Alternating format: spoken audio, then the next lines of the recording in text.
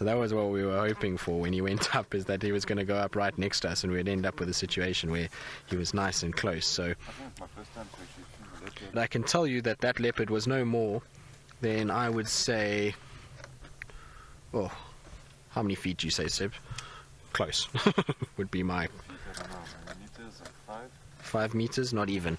And he was right here, and look at him trying to balance up there in the tree. It's absolutely amazing to watch him as he tries to move around and tries to kind of figure out what he's actually doing.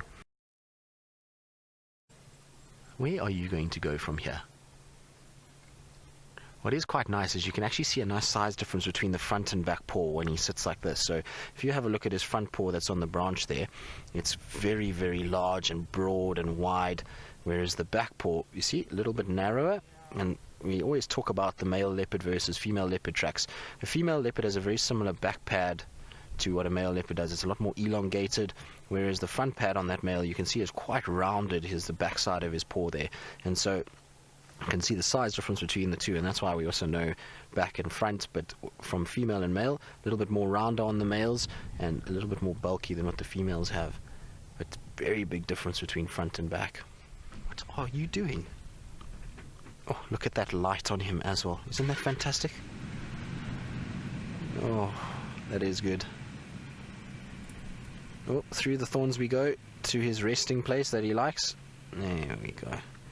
I wouldn't be surprised if he turns around, much like what we saw this morning, and then plonks himself down in the same fashion as he was this morning. Now, the interesting thing is he is literally right above us. In fact, if he had to fall, hopefully he doesn't, but he would pretty much fall on our heads. So I'm not going to move just yet. I'll wait for him to settle down, and hopefully he will stop dropping branches, because I don't really feel like a knobthorn to the forehead at this point in time. What are you doing, Mvula? He's actually sniffing, and I wonder if that's not where Xongile was lying at some point with this carcass during the night. See how he's taking big, deep breaths? And I wonder if he's going to phlegm and grimace. No. He's sniffing all the time. This is amazing. Now, hopefully he doesn't pee as well, because we're also going to be in trouble if he decides to pee. Seb, do you have your raincoat with you?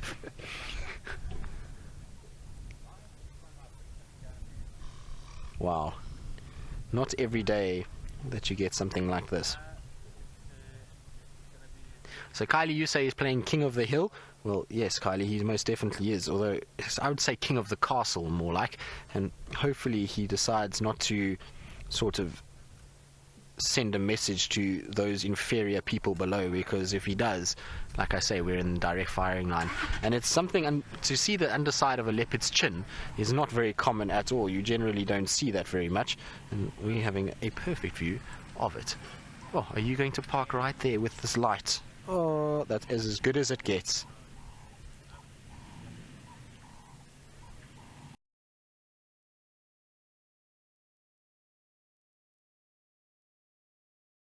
Cool now, the wind is starting to drop a little bit, sun is starting to set, and I'm pretty sure that these hyenas are going to start moving around. What is very interesting is Xongile is now far. She's nowhere near where we are. She's much to the right of this tree. She's kind of sitting there, and I think with him up in the tree she can actually see where he is, and that's why she's not coming closer. Earlier when he was walking around, you can see that tree in the background, so that's where she is, the big tree on the right. And so she's actually spending time kind of around that area, and she probably can see him, and that's why she hasn't come closer. When he was down, she couldn't see him all the time, and so she would venture closer in the hope that he wasn't there, and she could then be able to find a way in and steal some of that food. Isn't this amazing? I've actually never seen a leopard do this with a thorn tree, where he's bitten and sort of pruned it around, and I wonder if it's because where he's sitting he doesn't want to be hit in the eyes or the face, and so he's just breaking them off, and it'll allow an easier way for him to move around on that branch. Yep, he's going towards the carcass now, I think. You've got to negotiate that, my boy. That's not going to be easy. Now, up or over is the question. You see, he's breaking them actually to find a way through. Isn't this amazing? Just shows you how intelligent these cats can be. And that light is phenomenal. I think you're going to have to come down, Mr. Mvula. This is indecision at its best. There's my one-word tweet. Indecision from both Xongile and now Mvula. Don't fall. No, we found our way. Seb, I'm going to reverse a little bit just so we can get some of the branches out the way. So he's now just stopped and he's just staring at the others below him. Maybe he's seen something else that he just wants to check out before he approaches the carcass, but he's definitely going to start feeding now. There we go. Now, if he pulled it a little bit to the left, would be nice, away from that branch.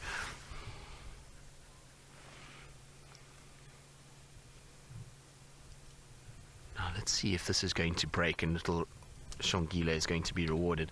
Him pulling the carcass might actually drive her to come a little bit closer, but look at the power he's got. He's actually pulling that off thorns. You can imagine how the thorns are sticking into that skin. There's also been a bit of dried meat that's sort of bonded with the tree, so very powerful to be able to move that through all of those thorns, especially an object that has got limbs all over the place and makes it difficult to actually see what's going on, or to be able to maneuver it between these thorns. Now you can see he's exposed that leg joint and he's now tearing into it and getting whole big chunks of meat.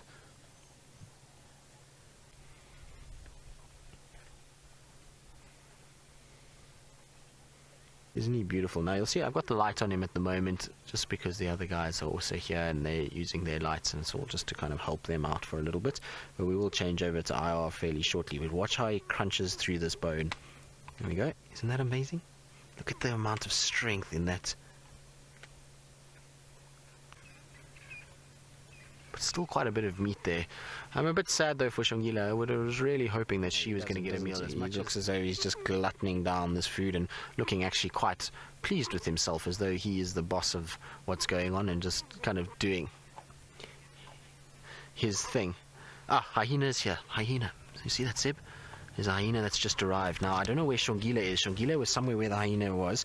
So the hyena's in the background there. And the hyena's probably heard him crunching on the bones. Now, let's see if little Xongololo goes up one of the trees.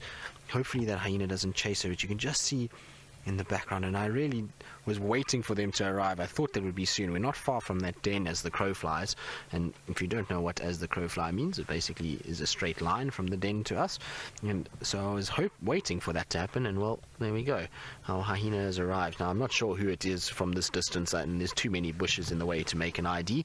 So as it comes a bit closer, hopefully we'll be able to then see who this hyena is. Let's see. It looks like it's going to come towards us. Ah, is this... looks like January. Is it January? Looks like him. Or her, should I say. Or I'm actually not sure what January is, to be honest, but it looks like it could be. Just needed to turn to the right. I don't know its left side very well. But I'm sure many of the hyena fans that are watching might be able to tell us who that is. You can see it's sniffing at the base of the tree, and Mvula is not worried at all. What he has done at the sight of the hyena is pulled up those back legs. So he's now pulled the back legs up to make sure that they don't fall down. There we go. So, Crystal, you say January? Well, there we go. I also think it's January. I'm not 100% sure, but yes, it is definitely January, now that I can see that right shoulder with that semicircle and the little cut under the eye that we saw this morning.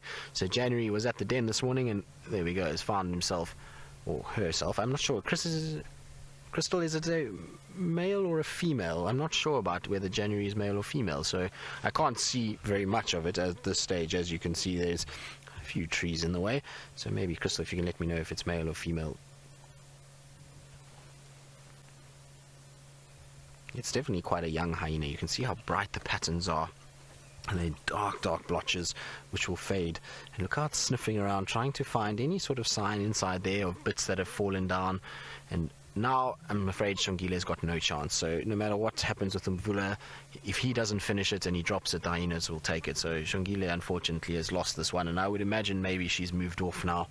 At the sight of the hyenas, probably decided that's it. I'm not going to stick around because I haven't seen her coming in or skulking about. Anyway, there we go. So January is a female. Thank you for that, Crystal.